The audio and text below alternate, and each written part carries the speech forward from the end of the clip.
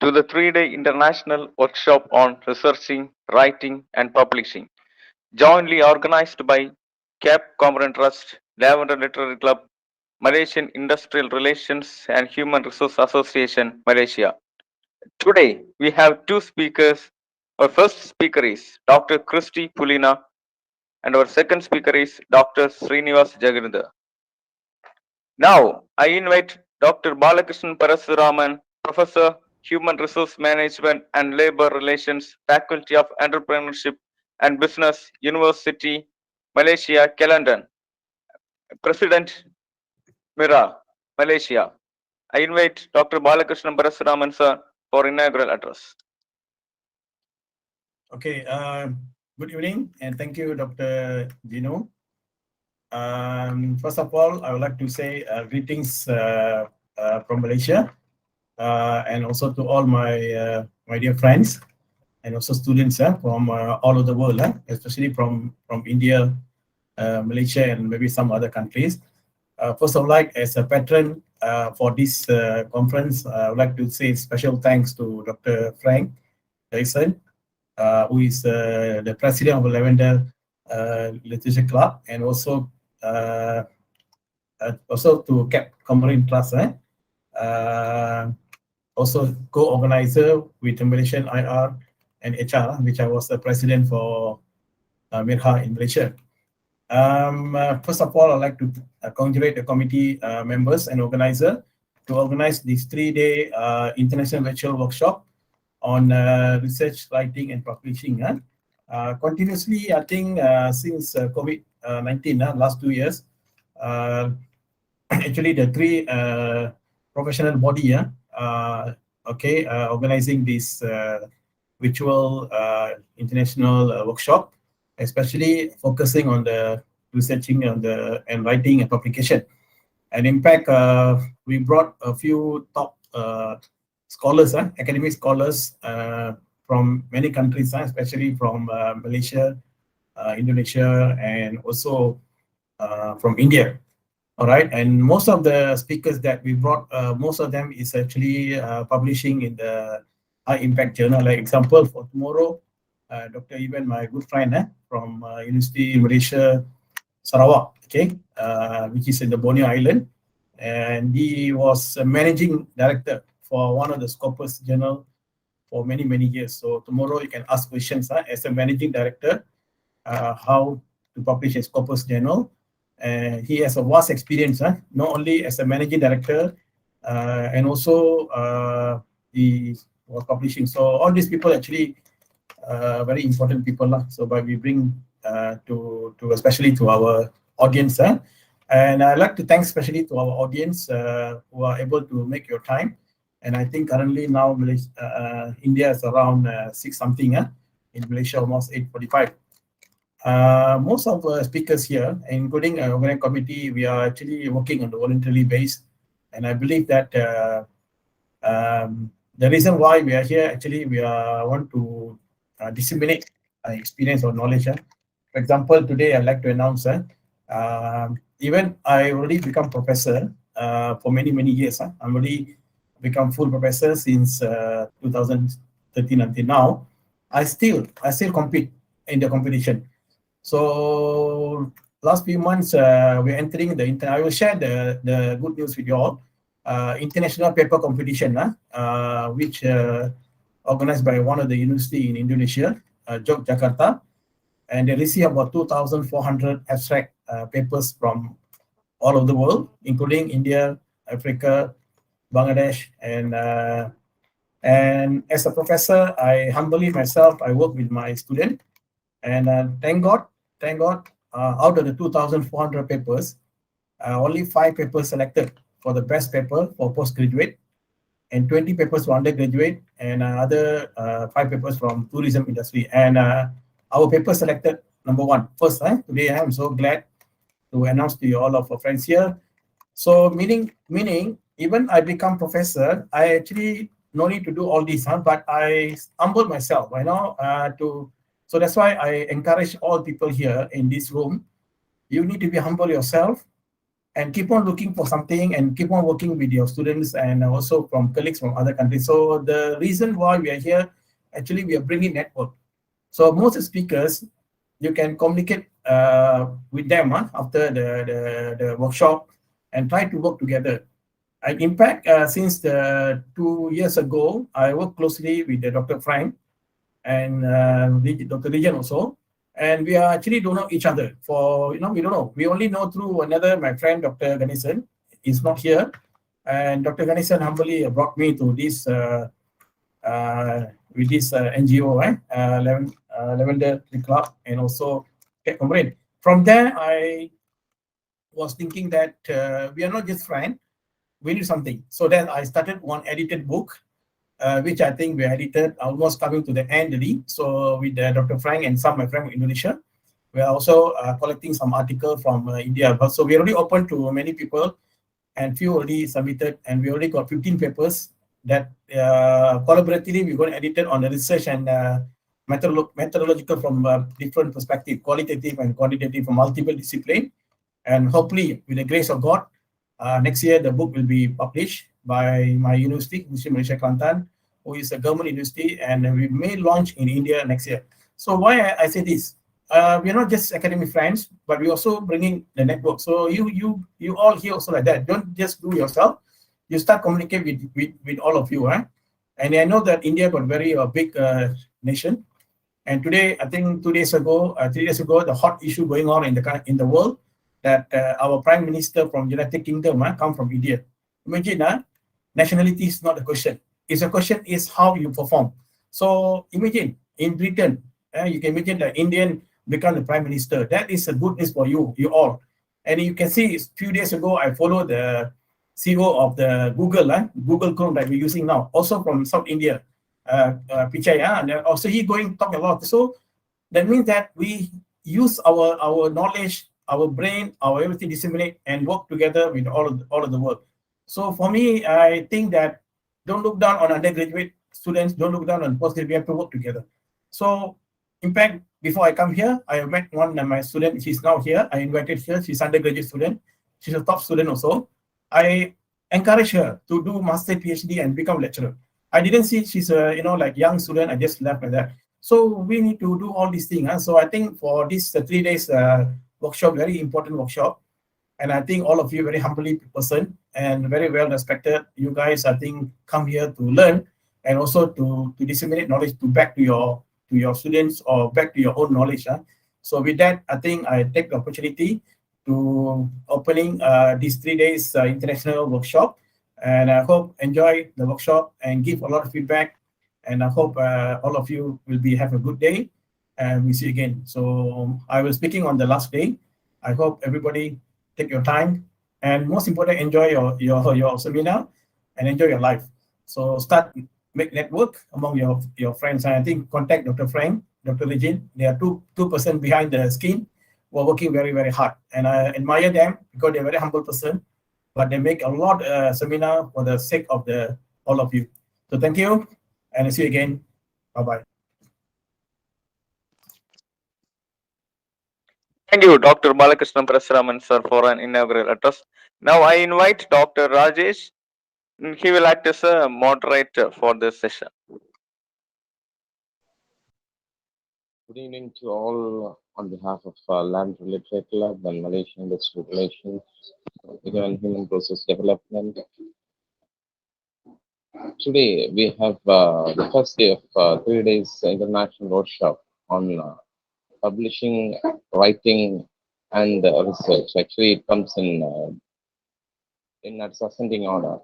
Okay, anyway, but there is a saying said, the first impression is the best impression.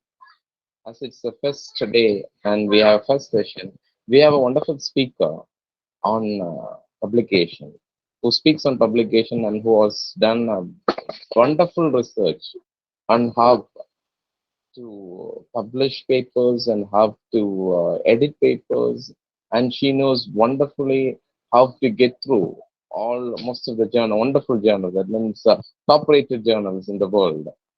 She's assistant professor and head of Bishop Caldwell College, Dr. Christy Paulina. on behalf of Lamb Literary Club, I welcome you, ma'am. And we are happy that you are. Thank you, sir. Yeah, you are. I'm happy that you are in amidst us to make everyone enlightened with your presentation. On behalf of Thank the you, Lamb sir. Literary Club, once again, I welcome you. The platform is yours. Thank you, sir. Sir, I'll be sharing the screen. Yeah, sure, ma'am. Go ahead.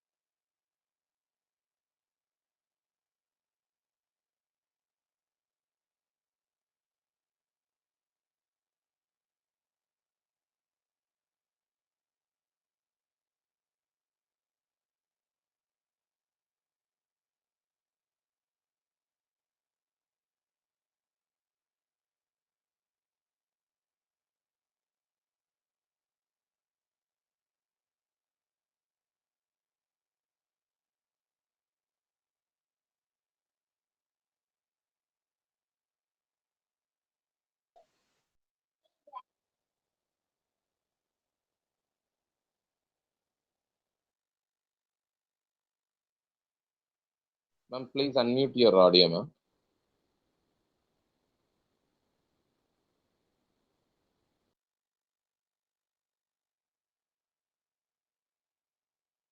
So can I share? Yeah, sure, ma'am, you can.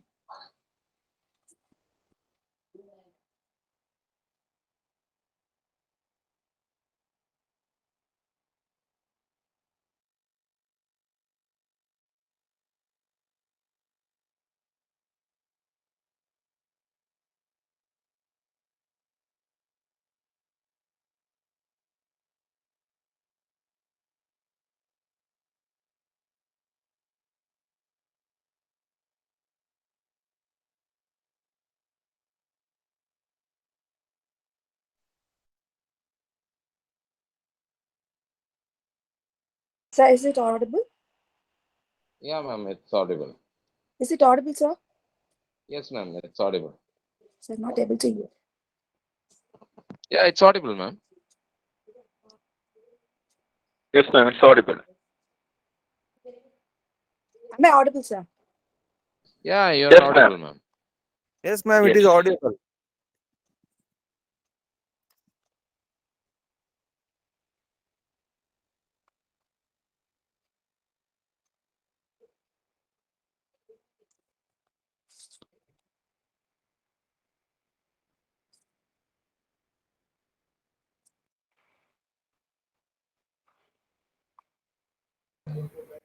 Am I audible, sir?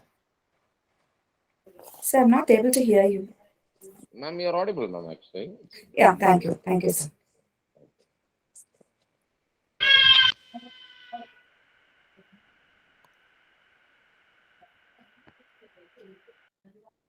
So, good morning, everyone. It's a great pleasure to be here today. Um, I think this is my third time with Lavender Trust, and they've been wonderful in conducting many webinars, and they are at the prime time. This is the time where many universities are demanding for a proper research. So here at this time, they've been concentrating mostly on publications and research writing, which is my area actually. And I'm very much thankful to Dr. Rajesh sir for making me once again being a person to deliver my thoughts on what I know on research writing. Thank you, Rajesh sir. And also the members and the committee members of Lavender Trust, dignitaries and my friends. A very warm good evening to one and all. And today, it's my third time with Lavender Trust, and I've been talking more on research writing. So, last month, I've been having a lot of talks with many research scholars where where many universities are demanding research papers to be published in SSCI or Arts and Humanities Citation Index and Scopus, which has to be very much genuine. So fast publication is not possible. And I also happened to come across certain theses which I've been reviewing where there were a lot of research absent. And so when I was given an opportunity for this webinar, I thought we can talk about the proper finding of a research, and also about how to go about a research, a proper research. Okay, if at all, if not at all, on a very greater extent, at least to start on a proper research. So this is the first day to start with. I'm starting with the basic for research. So when we talk about, excuse me one second.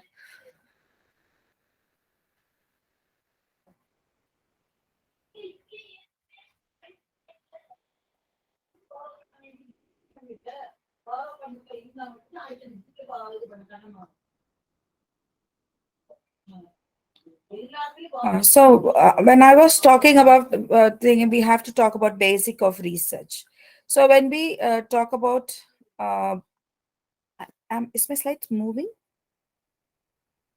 So No, ma'am, it's not moving. Actually, now we don't have PPT tool. now It's not been shared. is it? No. Now it's It's not not been shared. shared. No, now it's cancelled. Actually, you're working with your laptop, right? Yes, but I can see it on my other mobile. Hello? Yeah, Yep. ma'am, I'm Hello? sorry to interrupt. What you can do is slideshow, and from beginning you can start so that it appears on a wider screen. Slideshow from beginning. If you tap on that button, it's already there from beginning. Yeah, you can tap on that Okay. But so I've that done it's it. wider screen. You have to click twice on it. Ma'am, if you find difficult, you can send it forwarded, ma'am. Yeah. Okay. We'll ask the Okay, ma'am. admin to.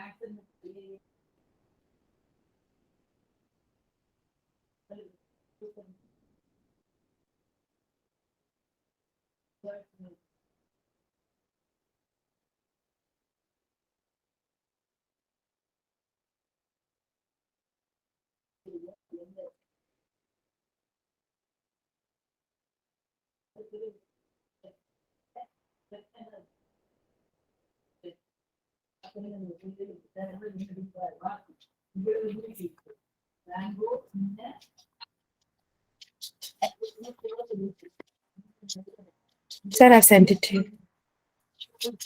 Okay, ma'am. Okay, but I haven't received it. I'll check it once. Is it up? Ma'am. Okay, fine. 1 minute.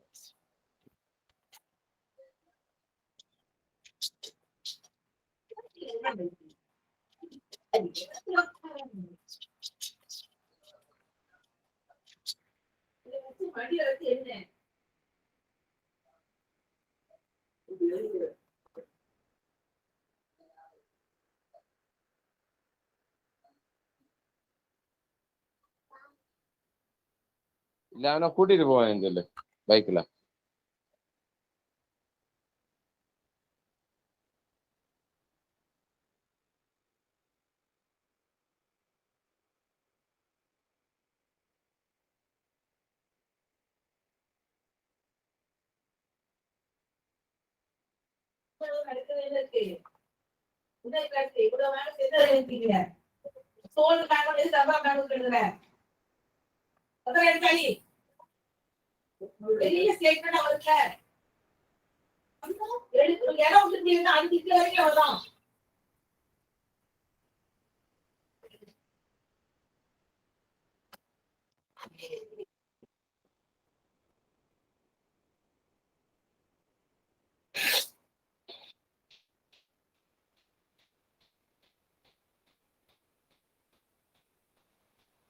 Okay,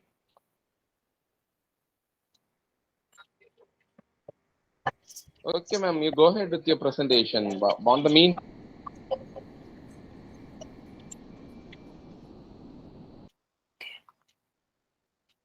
ma'am, you go ahead with your presentation, ma'am. On the meantime, they will. Yeah. Okay. Or I'll do it with that thing itself, sir. Whatever, ma'am. Is it okay? Yeah, it's audible, ma'am. It's audible. Go ahead.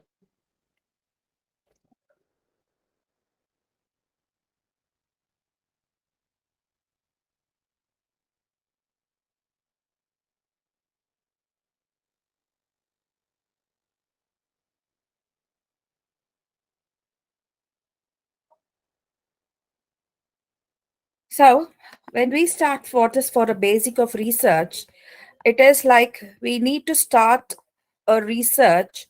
It is like a mystery. First, we do not know where we are going to start a research for.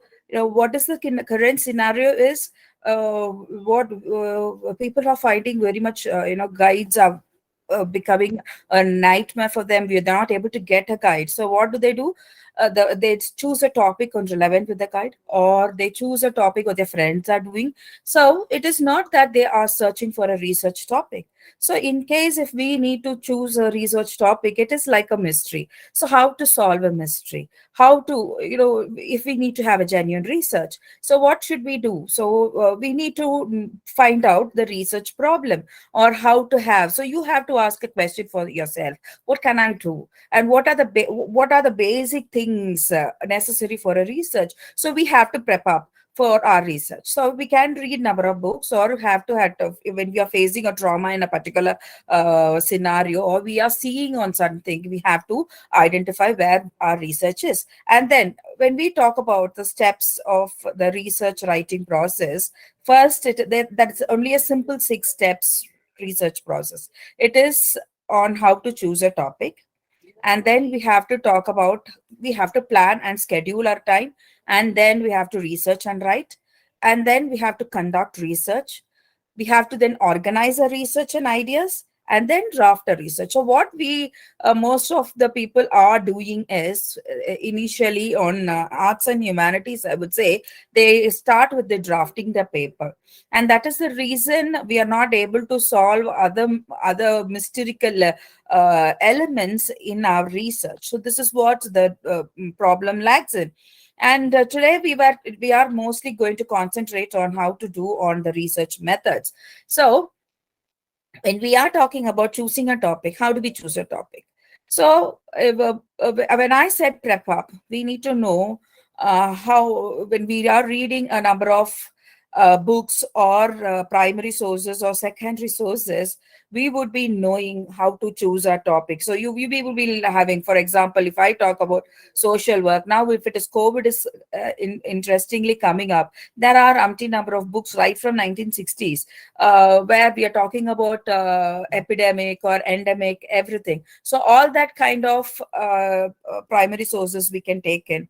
And that primary sources also not only talk about books, but also it talks about first-hand information or raw data. And it talks about surveys. It talks about in-person interviews. It also talks about historical documents. So these are the primary sources.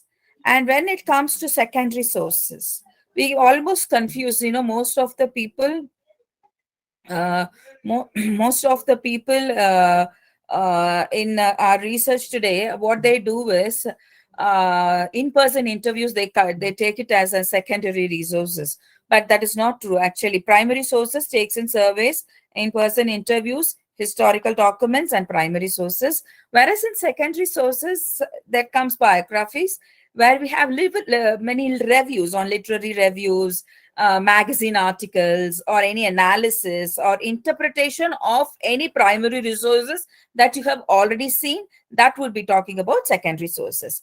And then when we have to evaluate the reliability, that is very important, because there are certain websites which might give you false data, but that we are not supposed to take in. So we have to evaluate our reliability of each source what we are getting into it.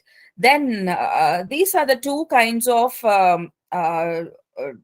research methods which we are following. One is for arts and one is for science people. Even ELT people can go for the other one. The first one, it talks about defining a topic.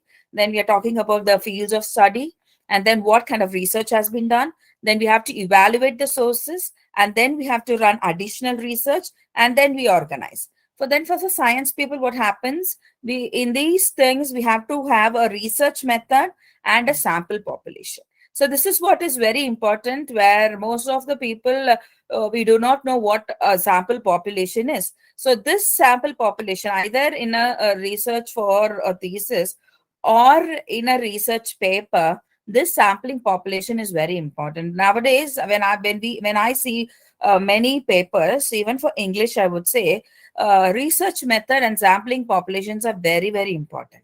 So by the time when they are asking us that, they literally they ask us what kind of research method we are using. So that probes a very great important one. And when we talk about research in I would say in research in science people, there are sampling population where when we take up for COVID, for example, we need to have research in a particular area. When we are conducting, we have to talk about conducting in arrays, or when we are talking about the age limit, we have to take, for example, when you talk about Tuticorin or talk about Chennai, how much of population is there? You need to check the probability, and then we have to do. But some people, what they do, only for 50 to 100 people, they take a survey that would become biased. So what the research is asking, unbiased research. So in that case, we have to evaluate our resources. So that we'll be seeing now. So how we would, before that, when we are drawing a probability, we are checking on the resources, on primary and secondary resources. How can we evaluate? So when we are going for a website, please do check how many have visited. If not case, how many, when we are reading many research papers, we can jot down how many of the people have quoted that particular website, or cited that particular website, or cited that particular newspaper article, or because some we know how journals manipulate the results. We know with the COVID deaths, it has been said, COVID deaths were much higher, but later on we came to know it was only quarter of the death what we have what we have seen, only were given as a data, but we cannot use those particular data. So what we have to do, the data has to be rechecked. So mostly we have to go through government websites or university websites and proper research. There are people, cut, copy, paste research they do and they get published, but we are not, so we have to check the reliability of the resources. So when do we check the reliability of the resources? In the case it is when we are going for when I submit a paper, for example, for science people, most probably they will ask us to submit the bibliography first. I think many have gone into annexure journals or thing, what they ask us to do is pasting the table separately and pasting the citation separately. In that case, they would know our research is out of date, or whether our research have manipulative data, or our research is genuine. All these things they can jot out with the bibliography itself. So by the time when our paper gets through, our research gets rejected. In case if we are not doing a particular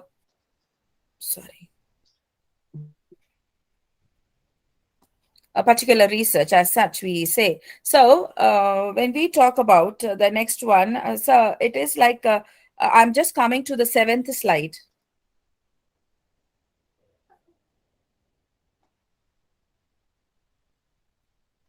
I'm coming to the 7th slide.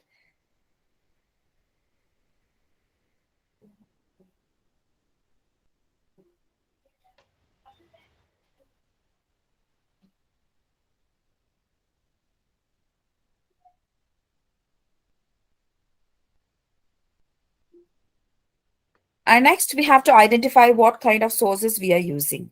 So what kind of sources we use for most of the academic researchers, primary sources are preferred over our secondary sources. But if we have our primary source, we have to talk about the footnotes or bibliographies I have said earlier, because that is what makes our research to be identifiable to the editor. And then the citation should also have access to the primary source, and that evaluates what our research is about. And then the secondary source. If the primary source is not available, we can use a secondary source as a primary evidence. So, for example, if a recent scenario of some epidemic or for some of some diseases which is given rise in a week before, and then you are writing now which where available data is not there on primary sources, you can use your secondary sources as your primary data. In that case, it is accepted. Or else, if it is, we have to talk about, sometimes a book might be published a lot of years back, like 2001 or 2, when you use the data, if recent data are not available, you can use the data. But if certain researches are going on till 2022, even till last month, if certain researches are being going through, and you're using the same data for same research, you're using the data of 2001, your research is said to be outdated. So how to review the credentials of that particular research? We have to find, please get access to Science Direct, or please get access to InflipNet, whatever, go to nice universities and just take the journals of recent research, what's happened. If you are not getting it, and you're getting only very much of little resources only available, please go to professionals and professors and verify if the research that you have got from some websites are genuine. That is very important, because when you do not confirm if what findings you have is very much appropriate, your research is not going to go well on the track. And then we have to also talk about the author's name, because the author, why the H index or I index is there in Scopus, because when you jot down an author with a higher H index, and he might have a lot of branches of research under him, there might be many people who have gone through his research, and they would have developed various research. So you can have a lot of research under that person, and you can see what are the researchers gone under him, and how many people have done the research. Those people's research we can see. So author's name is very, very important. So some people will ask me, well, what is the purpose of writing citations? It's because of this. Because when we see a particular person, a prominent person in that particular research, when we go through their works, it is easy to jot down what kind of other researches they have done. So that is very important. So so when we have a prominent kind of authors, our research is good to get to be validated very easily, rather than unknown people. But a follow-up research, so it is important to have a validate research. Then the year of source is very, very important. Whenever I get for review, we don't have the last 5-year research much access. So most of the researchers are paid. I would agree, certain scientific journals are very much high cost. So in that case, so I'm on the slide 9. So when we have to talk about the year of check, we have to check the year. We have to talk about the data which is up to date. So when we go back to 5 years and we are taking that particular data, that is not going to help us. And next, next we have to talk about the year of publication, because when we are talking COVID will have been 2019. There has been mutations so far, a lot of mutations happening. So we cannot be talking about research long back, 2019. Now it is 2022. Still now COVID has been mutating. So that kind of research has to come out. So, for example, for literature, when we talk about Shakespeare, then we talk about Greek literature, Italian literature, or Latin literature, all that is used up literature. So, if they want to take Greek literature, they can use the outdated data, but in an embedded form with the recent literary theories which are available right now. They can they can infuse with those kind of outdated data with the recent research, and that would be useful. So if it is on political data, it has to be on, I said, recent data. Then how to access their reputation? It is very much access their reputation. It is some people, to get the ISBN data, number of chapters or number of books, it merely cut and copy paste from some other books. We do not know. They might have done the same chapter in 4 or 5 books also. We are not sure about it. So we need to be very sure how, so next slide, how we have to do on books or journal, how it is going on. And we have to talk about how the reputation of the particular book is, about the particular author is. So that is very, very important. And then, so next slide, please. So I have given a tabular column there. So next slide, please. When we talk about this one, it is like a type of source. Okay.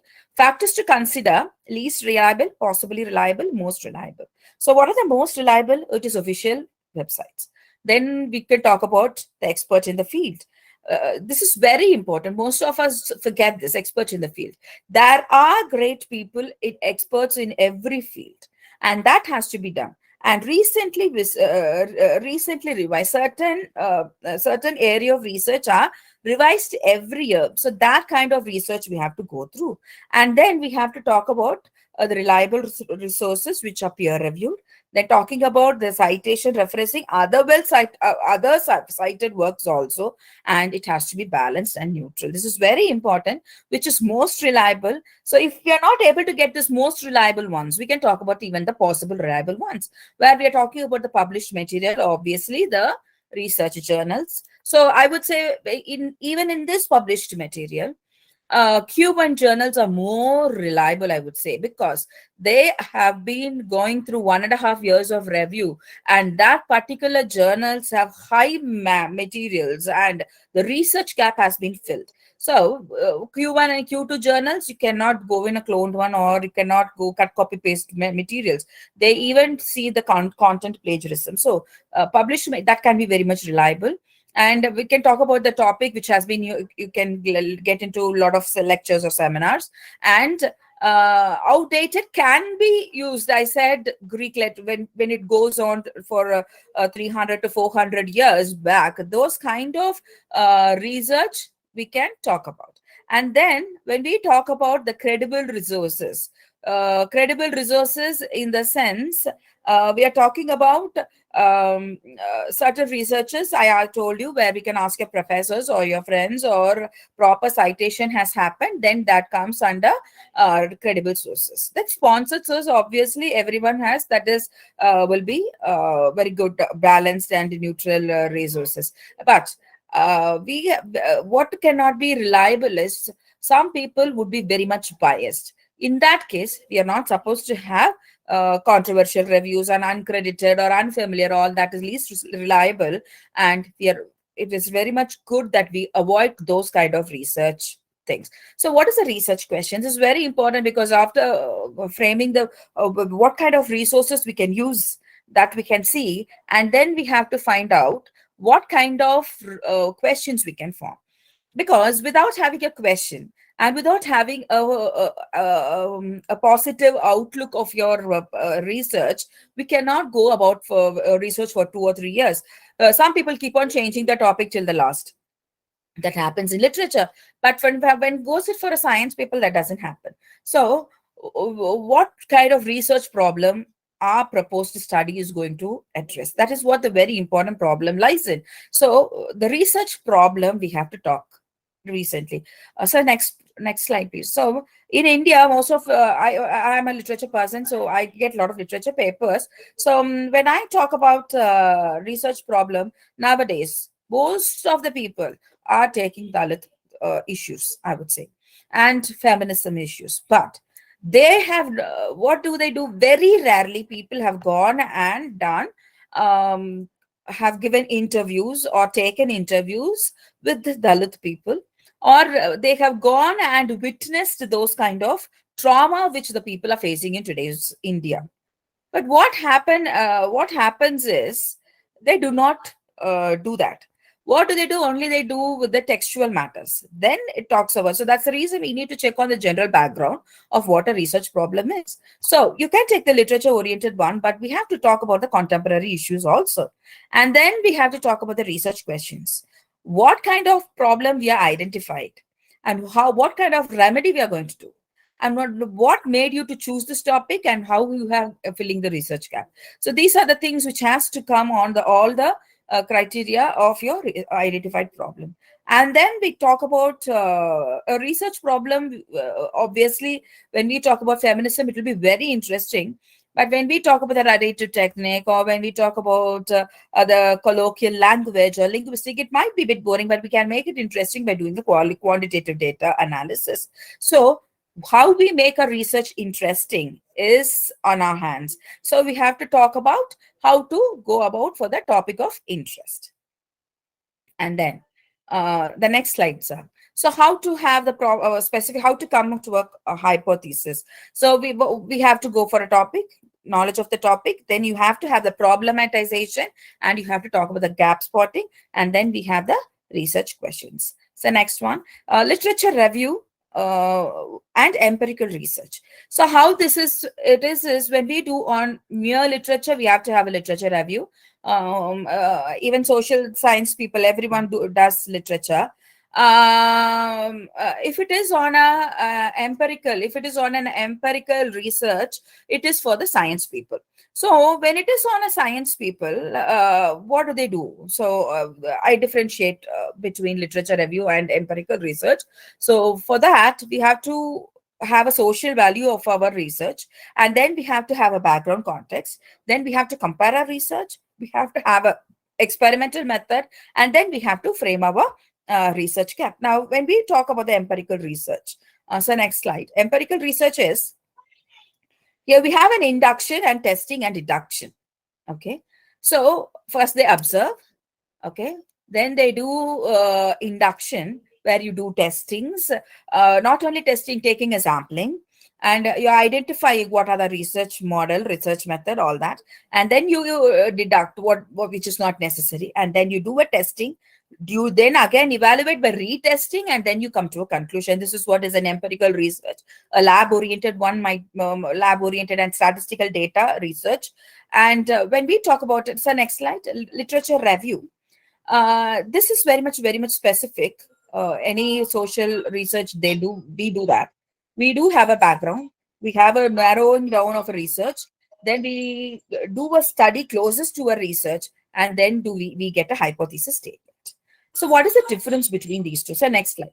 So empirical studies, we talk about the reports of the original research, usually lab experiments. Literature review is already published once.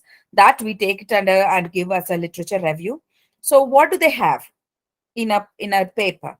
Introduction, materials and methods, result discussion. So this is, I want to add a point for this. When we give an abstract for a paper, these particular element has to be there in the research, in the paper.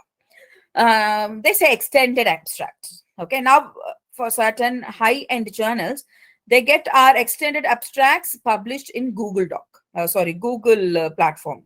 Okay, it is Google indexed. So empirical studies, they have so much of introduction, material methods. You have to give 2 lines in everything, and only then your abstract will be accepted in AIP or IOP or mathematical and statistics journals, all high-end journals. When we talk about literature review, in that literature review, mostly in English, or we do not use literature review. Now people are coming up with literature review. That is very, very important. We cannot randomly take a literature review from a paper. Literature review shows how much of work we have done. Literature review shows how much of work we have exploited, how much of papers we have exploited. how much of papers we are going through. All these things are literature review shows. So when we do not have a research lab activity, we have to go through a literature review. So that defines a problem or clarifies a problem. It summarizes our investigations. It identifies the problems and gaps, and it suggests the next step. So this, what people do is they take 5 books. What is there in the preface or what is in the back of the book, they cut and paste. That literature review is not going to serve the purpose. Why you chose the topic? For that, you have to have your literature review. What problem you have that you have found, through which you have found, to take that, give that as a literature review. And then what methods you're using through a literature review. And then what kind of results you have given. What findings you have given, through which findings you have taken the seed from. All that has to be there in your literature review. It is not writing of mere 10 or 15 books. That is not going to help us. And then mostly people refer qualitative study because it's easy. It is not on research ground, or it is not on field work. But I would say that's not much interesting, because you have to sit more with the books. So when you do on the qualitative research or quantitative research content, we have to have a recap on a research questions, and we also have to talk about bracketing. That the bracketing is very, very, next slide, sir. Next slide. That is what I would say. Bracket. No, the previous one. The previous one. Bracketing. It is, for example, when we say about feminism, some people would have a premeditated idea telling that a woman equal to man is said to be feminism. A woman equal to man. So this would be a preconceived idea in our mind, and we should not see every work through that particular lens. When you take through that lens, it's said to be bracketing. So what we have to do is, we have to go away from that, and we have to collect certain data, and you have to prove with evidence that your point is correct, or you have to change your point of view. When you are able to change your point of view through evidences, that is said to be the bracketing, because that identifies the bias. Because we do not want a biased research. We need a neutral research. So talking about a coding scheme, this is very important for quantitative as well as qualitative, but much coding scheme is very important, where they talk about when you talk about healthy. Okay, healthy comprises of many things, many food, exercises, or all whatsoever. Even getting up in the morning, a stress-free life, all that comes under health. So that is what how you code your scheme. You code your scheme into different area. This is what the proper sampling is done actually. So that is what the coding scheme talks about, qualitative research. And you have to code the data, and then you have to undertake your analysis. So the next one is this is a research model, where we talk about an onion model. This is what a research has to be all the time. First would be the data collection. Then you have to cross-sectional. What do you do? Then you can do you can adopt mixed methods. And with that mixed method, when you identify your problem with a case study or a survey, or you do your quantitative research, you can deduct or you can deduce what wrong is there, what goodness is there, and then you can identify it with the pragmatic technique. And this is what next slide, sir. So today what I was thinking of it is sampling technique, because sampling technique is very important. Most of the people nowadays are not doing sampling technique in literature. I would say when you talk about ELT, sampling is very important. Sampling is now mostly done in social work, actually. Sociology, human resources people, they do a lot of sampling technique. But what mistake they do in a sampling technique is they only take, they do not appropriately take kind of cater, they do not kind of cater their research into normal sector of people. It goes only to one section of people, for example, near to their house or near to their place. So it has to be it has to go randomly to all the people, so our research doesn't get biased. So that is what the sampling technique is about, and I would like to explain about the sampling technique. Sampling, different kinds of is their sampling technique. For example, a drug manufacturer, I would say, when I was many films or many serials have come on drug manufacturing, how they do an experiment with the people. It is, they do not experiment with young children right nowadays. What do they do?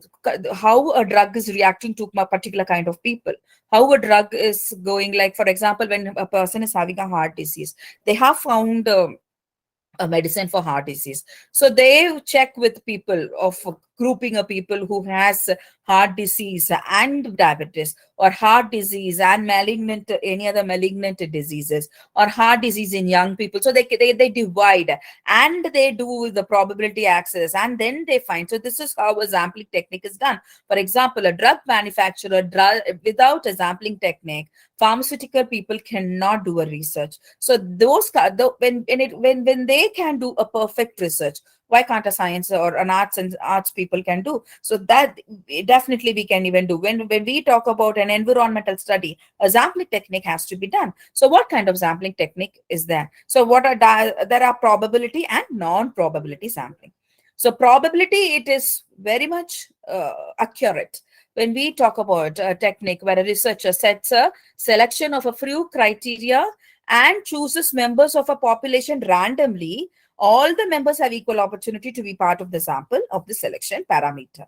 But when we talk about non-probability, it chooses members for research at random. It is not fixed to a predefined selection process. Okay, so this makes whoever comes, they give. Whoever they see, they give. So might be when they see a people of an age group of 30 to 40 on that particular day, the research would be only on that particular people. It will not be random. So in that case, then their research would be biased. So this is what they say. We do not need a biased research. And the next one is probability sampling. So probability sampling, it is like where it is talking about, we know what is probability. Where you have 1,000 members, every member will have a 1/1,000 chance of being selected to be part of a sample. So probability sampling is not biased. So what kind of probability sampling? Next slide, sir, please. That's a picture. First, it is simple random sampling. It is, then we have cluster sampling, systematic sampling, stratified. So when we talk about COVID, first they say, how people, even people who do not travel have got COVID, or people of this age group have got COVID. So that comes under random sampling. Then cluster sampling. They say in one area, how do they close a particular area, saying, this area 10 people are having COVID, this people had COVID, for 10 people are having COVID, the entire street is shut down. How do they do that? That research again comes under cluster sampling. Systematic sampling, they do very systematically, 10 to 50 only group. How many men, how many women you are going to do, how many obese or not obese, all that comes under systematic sampling. Stratified random sampling, this comes under how to take large number of people. When you talk about a study of 2,000 or 3,000 or 10,000, for example, income based or tax based, all that they do on stratified random sampling, where it talks about thousands of people. Then non-probability sampling. So when you talk about probability sampling of all these, you have perfect by a non-biased ideas. But when you talk about non-probability sampling, where it is talking about the convenience sampling. So in this method, it is dependent on the ease of access, and it is also talking by, for example, when you stand outside a mall or outside a cinema hall, or in that case, when it is easy in carrying out. I can see a number of people when they come to our college, they randomly give it to the question would be about the question would be for English teachers particularly. So what they should have been doing is they should be giving it to number of schools or colleges, English teachers, where they would be getting 200 to 300 samples. But what they do when they come to our college, they give it to all the staff members and they ask this question.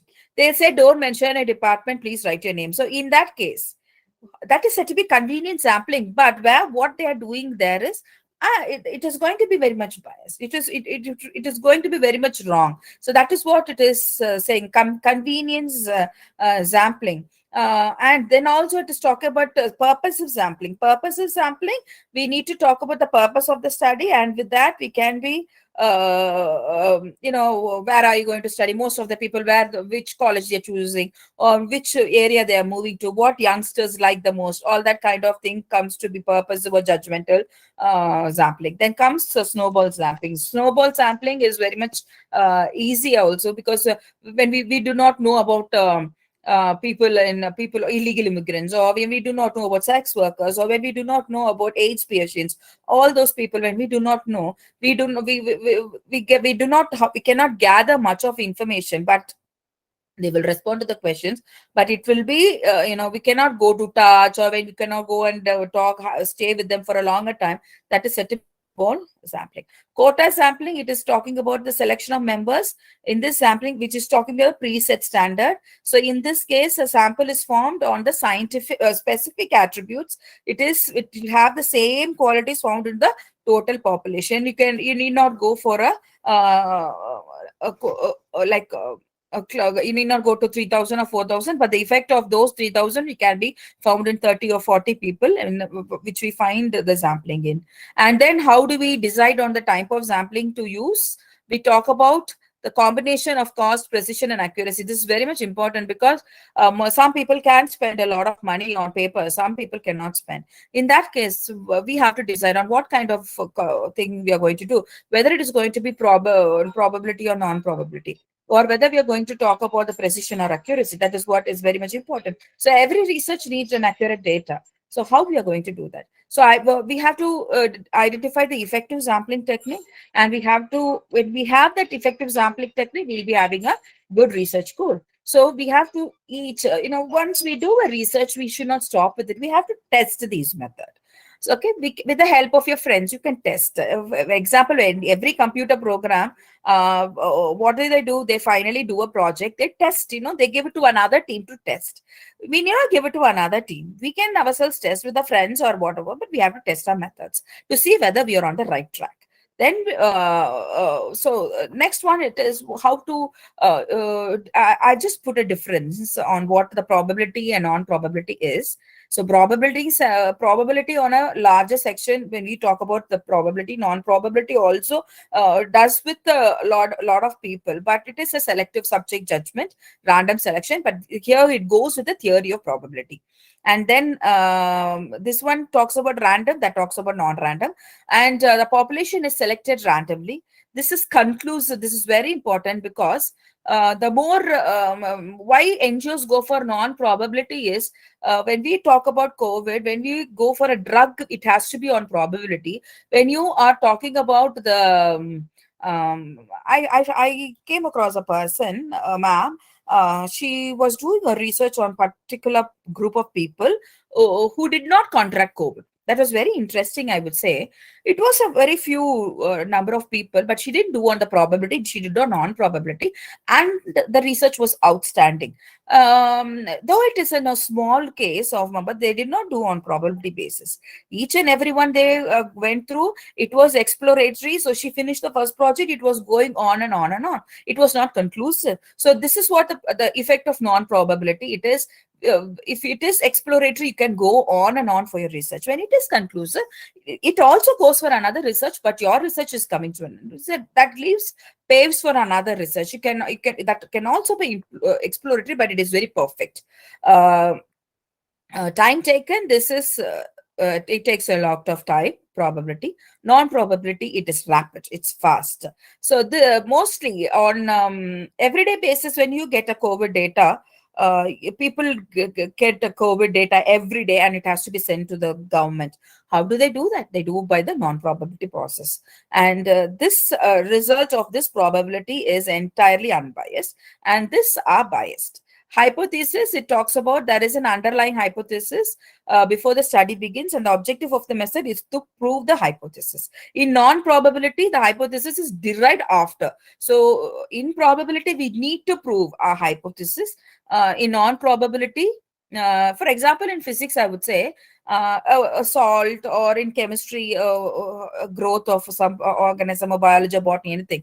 You have to prove that this has this property, or this has this disease, this develop this disease, or rats, they do some kind of drugs, they do this, has reduced, this will reduce. All that comes under probability.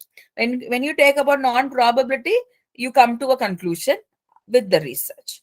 So how to interpret data? When you take all these data in hand, you have to deduce what is necessary and what is not. So in that case, it will be very easy for you to analyze the data. You can stop manipulating the data as well. So when it is non-probability, it is there, people can manipulate the data. As we were seeing every day how the COVID rates were gone down. So that was also a kind of manipulation of data. And so the statistical data is very, very important. And I heard, a literature or a social science person, if they know statistics is very much good, so that the data could not be manipulated. So they have to talk about how to design a survey question, how to select a data collection, how to choose samples. This is all is very important. With this help, they can interpret the data. So what would be our conclusion? Our conclusion is unbiased research. This is what is very important. And so when we talk about research, when we are talking about publication in a paper, logical and systematic search for new information. They do not want old information. One. Second, you need to find a hypothesis. You have to prove that your hypothesis is correct. This is what they want. And they need a research question. Very, very important. How you have derived your hypothesis. Through which research method? Please follow a research method. Or I would say, in other words, research design. This is very important, because you use qualitative or quantitative. That is not at all a problem. How you produce your data, how you interpret your questions is very, because people would say, I'm going to find this, but there would be a summary of the data. No, when you bring about, you have a proper literature review by telling what would be output, where you got your theme from, what you have selected, how are you going to go, where did you find that research design. The research design is very important. And then how you are bringing about your research question, your hypothesis, your statement, and how you are proving the hypothesis is the question. So when you do not have that hypothesis statement, when you see science Q1 or Q2, people will be asking me, it's very difficult to frame a English paper. No, English paper, we have to have a vast reading, and we need to have a proper hypothesis. And when we have a proper hypothesis, that is definitely going to win. And methodology, please be very sure about methodology. If you have to be an English person, please do have a good knowledge about APA also. And also APA style and MLA style. Most of the journals, they require APA style as well. And then when we want to solve a problem, the results have to be very much truthful and not manipulative. Once when it suits our research, that has to do something to the society. What it is doing to the society, mostly when we do for women or students, when it is talking about a particular group of people where more research is not done, that is going to be selected very easily. But rather, when you are doing on a research where somebody has been doing a lot more, then you have to choose a unique one. So this is how you have to have a variation in your research, and you have to your research can be spotted by your bibliography. Please be very careful with your bibliography and citations. Please see that minimum 25 citations are there. And if you are choosing a particular, please choose a journal, read the scope of the journal, and then choose a topic. Rather than preparing a paper and sending it to a random journal, your paper is not going to go through.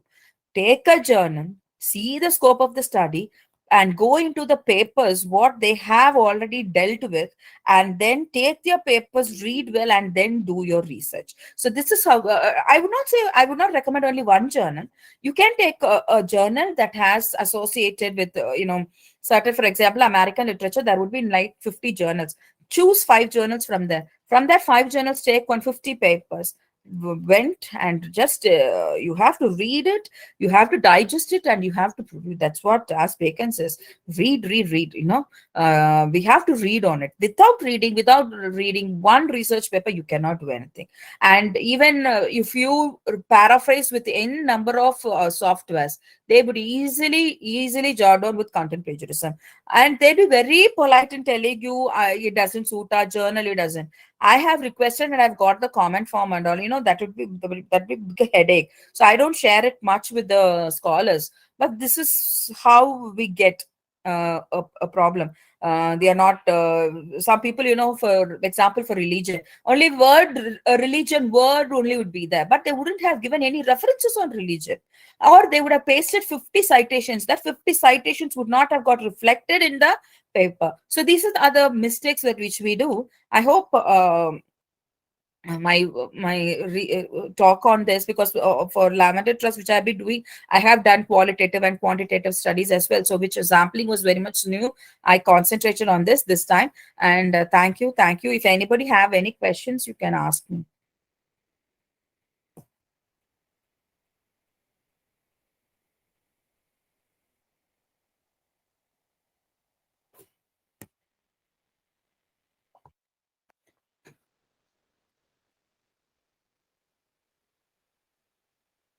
Any questions?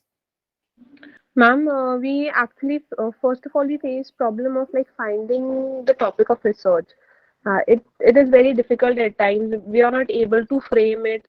Baki to we can do it later on, but the main problem what I felt that what people face of finding the gap, they finding the topic on which they want to do the research. So can you share something about it? So you're saying you're finding it very difficult to find a research topic. Yes, at times it is very difficult to frame it. At times it got rejected from our, so this is something Yeah, which discipline are you? from management, ma'am. Your management. Okay. When you talk about management, mostly venting problems would be on the personality PD, okay, personality development. But when you, now there are a lot of journals on the World Journal, or I think management, there is a Cuban journal. And you can Journal. take, what are the, sorry? Cuban Journal. I'm just repeating after you. Yeah, Cuban. Yes, Cuban journal. In that in any Cuban journal, you just go to Scopus, just put the word management, you'll be getting, and you can go to Schemaco and check if your journal is Q1 or Q2, take a Cuban journal. And you just have a particular topic of time management or procrastination, anything as such. So now what youngsters are facing, reading might be, they're not having good language skills or anything like that. Take a quantitative. You have to decide whether you are ready for your field work, or whether you are on you have to, you can management can do a lot of sampling technique, I would say. So because you have a statistic paper, you can do well on statistics as well. So take if you have taking a research, you can take with your students itself, or framing people of your age, or from where, how many people are from rural area. So choose that, and with that keywords, frame your keywords first, and then put it in the Google Scholar. You would get a lot of papers. Take that paper and read the paper. You have, then you will have an identification of any topic that you can get. Write 4 to 5 topics first, and then then what you do, you can compare it with the recent, or like 2022 October, some paper has come out. Just take that paper and find some gap. What gap is there, or take 2 papers and find something must be linking these 2 papers, but something must be missing in those 2 papers. In that case, take that 2 papers and find a research gap. Okay. That research gap, when you take on a topic, with that gap, some, for example, I would say a word, existence. Okay, I'm just coining a word. That particular word is can be giving a lot of matter for those two papers. A research gap is there on that word existence. Or job opportunities. Okay, job opportunity for management in corporate world, anything like that in 2022. The age for getting high salary. So you can take these two papers, you can connect where something is missing, take that matter and then put a search. You would be getting number of papers. With that paper, take your research gap and find it. So this is how you do your research. Not by finding a topic, you will not get a topic as such. You have to read at least 10 papers, connect 2 papers or 3 to 4 papers, connect it, and then you will be getting a proper research. That keyword, that is what I'm saying, keywords are very important. Why do a research paper ask for a keyword? This is for this reason. They do not simply only ask. For these reasons only. First, you have to find out the keywords, and only then you can have a proper research. Thank you, ma'am. Thank you.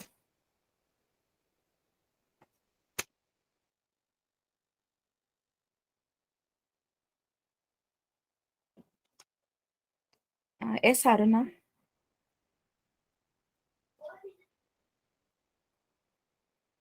Yes, Haruna Ibrahim.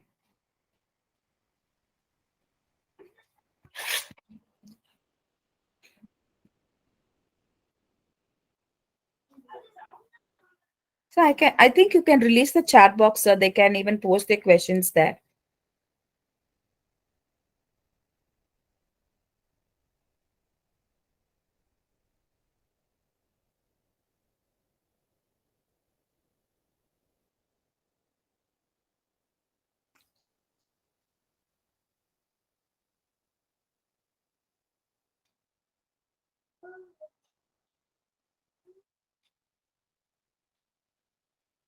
Haruna Ibrahim wanted to. Yes, yes. I'm Harun Ibrahim, medical practitioner from Ghana. Dr. Christie, thank you for your awesome presentation. I have followed you over some months now, and all the international conferences that you present. I must say that you are a very good presenter and a very good scholar. You know how to really, Thank really you. teach people, and I'm very happy about it. Yes, my Thank question you. to you is, yeah, you touched on sampling, and you said sampling population is very important, and it's very, very true. You cited an example by a drug manufacturer where they use a drug to on a population like patients who have heart condition. The question is, what about the use of placebo? A lot of these pharmaceutical companies use placebo. Mm. It is not a drug on How its to own, use? but it is Yeah. it is made to conscientize your mind that they are giving you a drug. So let's say there is an experimental group and a control group. So they give the control group that placebo, and then they give the experimental group that active ingredient. How will you classify that type of people? You're talking I've about taught, you're talking about the placebo effect is real or not, is it? no, what I'm saying is that how will you classify a placebo group under sampling?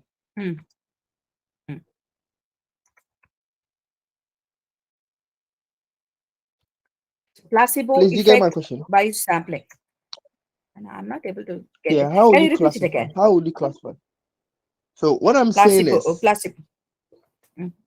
yes, in pharmaceutical industry, sometimes they use a placebo. Yes, they use a placebo on a control group against an experimental group, making you have in mind that they have given you an active ingredient, but they have not given you that active ingredient. Please, But you that is actually a understand? psychological benefit, right? That is actually a psychological or physiological effect, right? It is used as a control in testing new drugs. That is what you're meaning. Excuse me, can I answer for that? Actually, I'm Josna. Yeah. Yeah, can I answer for that? Yeah, Mr. You would like to know how do you classify the group for the placebo, right? That is what you are trying to ask, right? Am I right? Yes, please. Yes, please. Yeah. So what you do, you choose as a randomization process. Okay. So there one group, we call it as an experimental, will be giving any intervention, as you said, any active component, whatever it is. For control group, we'll keep them as a placebo. Either we can keep them as a placebo without having the active component, what you are trying to give for the experimental group. This classification will be done by the randomization process. That is, we call it as a RCT. So randomized control trials. So when you do the placebo and experiment, experiment, as you said, so we generally do with the randomization process. There we use the simple random, like based on your sampling technique. I hope I answer for your question. Is it clear? Yeah, perfect answer. Thank you very much.